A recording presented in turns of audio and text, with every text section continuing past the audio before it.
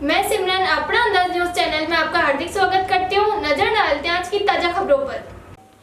पाली के प्रदूषण के दंश से दूर शांत एवं सुरमय वातावरण में बसा है टैगोर नगर। नया वीर दुर्गादास नगर है, यहाँ बसता है तो रामदेव रोड भी यहाँ बसता है।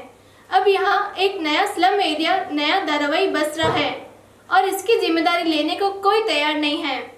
प्रशासन कोरोना में व्यस्त है, जनप्रतिनिधि सेवा भाव में मस्त है और टैगोर नगर निवासी नए धारावाही की कल्पना मात्र से त्रस्त है।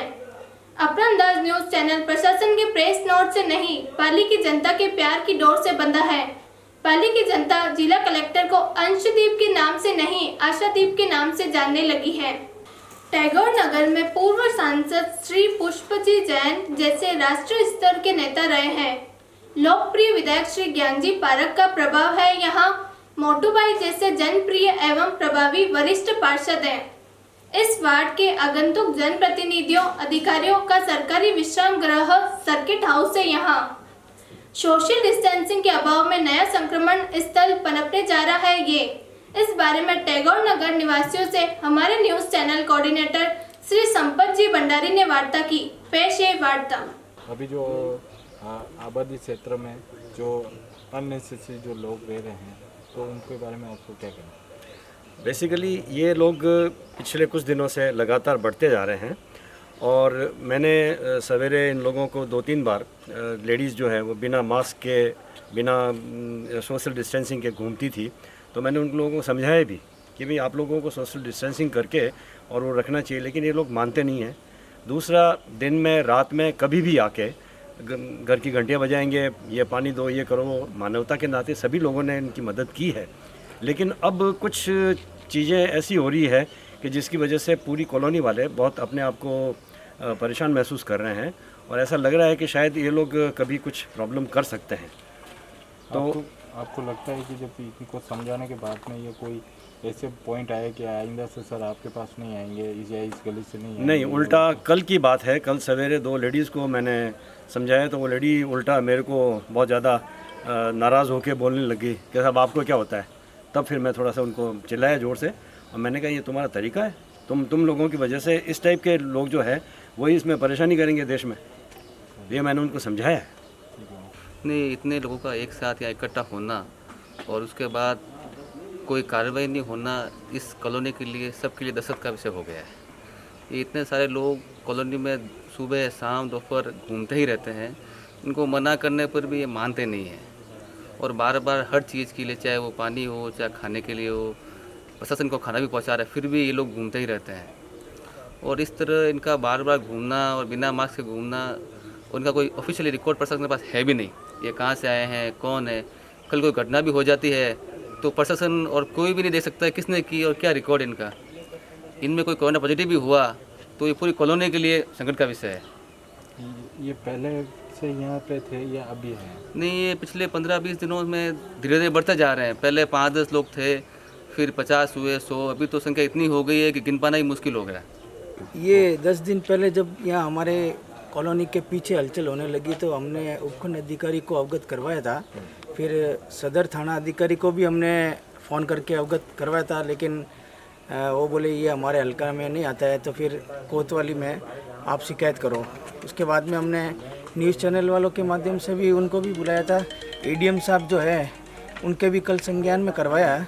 एडीएम साहब ने बोला था कि भी हम कार्रवाई करेंगे। रात को 3 गाड़ियाँ पुलिस की भी आई थी, बट वो उनके पास जाने से डर रही थी और पीछे से ही निकल गई गाड़ियाँ। उन्होंने कुछ एक्शन नहीं लिया और आज सुबह भी फ़ोन आते रहे कि हम एक्शन लेंगे, लेकिन अभी तक उन्होंने कोई एक्शन नहीं लिया है। सभी कॉलोनी वासी भयंकर डरे हुए हैं कि भाई ये 500 लोग हैं, हम यहाँ 50 लोग रहते हैं, कल कोई इन्होंने कुछ कर दिया। तो इसलिए इस चैनल के माध्यम से मैं प्रशासन से अपील करता हूँ कि जल्द से जल्द इनका कोई न कोई निवारण करें। ये कब अवगत करेगा प्रशासन को? प्रशासन को ऐसे तो कल टैक्सियाँ भर के इनकी जो संख्या है वो कल से ज़्यादा हुई और पहले 100-125 तो 1-2 फ़ोन मैंने पहले किए थे उनको, तो उन्होंने इसको इजीली लिया। फिर कल से ज़्यादा इसको एमएलए साहब को भी अवगत कराया, मैंने एमपी साहब को भी अवगत कराया, एडीएम साहब को भी अवगत कराया। सारे जितने भी जनप्रतिनिधि है अपने पाली के सबको अवगत करा चुका हूँ और प्रशासन इसको अनदेखा कर रहा है। तो प्रशासन को चाहिए कि भाई इसको थोड़ा संज्ञान में ले। अभी देखिए कि ये जिस तरीके से बाहर से जो यहाँ के प्रवासी भाई आ रहे हैं, और लेकिन ये नियम कानून का कोई पालना नहीं हो रही है, ना कोई सोशल डिस्टेंस की हो रही है, जांच भी इनकी हुई कि नहीं हुई, एक प्रश्नवाचक चिन्ह है। और इसी कारण से पिछले कुछ दिनों में पूरे ज़िले के अंदर केसेस गाँव के अंदर बढ़ने लगे, जबकि पिछले दिनों को देखें तो गांव में इक्का दुक्का केस कभी आता था, गांव में कोई प्रकार का कोई संक्रमण इसका नहीं था। इसी प्रकार से अब ये जगह जगह हो रहा है। लेकिन अभी मैं इधर कई बार ज़िले के टूर पे निकलता हूँ, सड़कों के ऊपर जैसे कोई रामदेवरा का मेला हो, इस तरीके से सैकड़ों की संख्या के अंदर लोग पैदल जा रहे हैं। और दुर्भाग्य से अवल उनका गलत है आना जाना जो भी है, लेकिन उसके बावजूद भी उनकी केयर करनी चाहिए, उनको मेडिकल फैसिलिटी मिलनी चाहिए, उनको भोजन की व्यवस्था, पानी की व्यवस्था करनी चाहिए। ऐसा कहीं पे भी रास्ते में मुझे सुमेरपुर से लेकर के बर्थ तक कहीं पे भी नज़र नहीं आया। मेरे पास जो कुछ होता मैं देने का प्रयास करता हूँ, लेकिन मैं तो बहुत छोटी सूक्ष्म मात्रा में कर पाता हूँ। तो ये अभी जो प्रवासी आ रहे हैं, ये बहुत अलार्मिंग सिचुएशन है और ये विस्फोटक होगा पाली ज़िले के लिए। और मैं आपको एक चीज़ बता दूं, मैंने सारी जानकारी ली, ऐसा नहीं है कि यहाँ श्रमिक आ रहे हैं, यहाँ प्रवासी भाई आ रहे हैं जो कि वहाँ पे व्यापार कर रहे थे, चाहे वो साउथ में व्यापार किसी भी जगह, चाहे वो कर्नाटक के अंदर था, बम्बई में था, आंध्रा में था, चेन्नई में था, वहाँ व्यापार कर रहे थे, वहाँ से अपने घरों में आ रहे हैं। लेकिन इनको खुद को भी थोड़ा ध्यान रखना चाहिए। आज भी ट्रेन से अगर चेन पुलिंग करके नीचे उतर जाते हैं तो बिल्कुल ही गलत है, ये किसी भी तरीके से सही नहीं ठहरा, गैर कानूनी है। इससे पूरे ज़िले के अंदर हाहाकार मचने की स्थिति है और इसमें प्रशासन को पूरा अलर्ट रहना चाहिए, गांव के लोगों को अलर्ट रहना चाहिए। जो भी भाई बंधु हैं सब अपने हैं, लेकिन वो नियम कानूनों की तरह 14 दिन तक उनको अलग रखे, उनके बाद किसी प्रकार का कोई सिम्टम नहीं है तो घर में रहे, गाँव में रहे, कोई दिक्कत नहीं है इसके। अभी आपको लगता है सर जो जांच होनी चाहिए वो प्रॉपरली जांच नहीं हो पा रही? जब तक जांच नहीं हो पा रही, जब तक इसका कोई निष्कर्ष निकल, बिना जांच कुछ पता नहीं लग सकता है। और ये जो सर्वे कर रहे हैं, इट्स सिंपली आई वॉश, घर के बाहर आए, खड़े होके पूछ लिया कि भाई आपके घर में किसी को जुकाम हो क्या, बुखार है क्या, घर वालों ने कह दिया नहीं है, आगे चल दिया।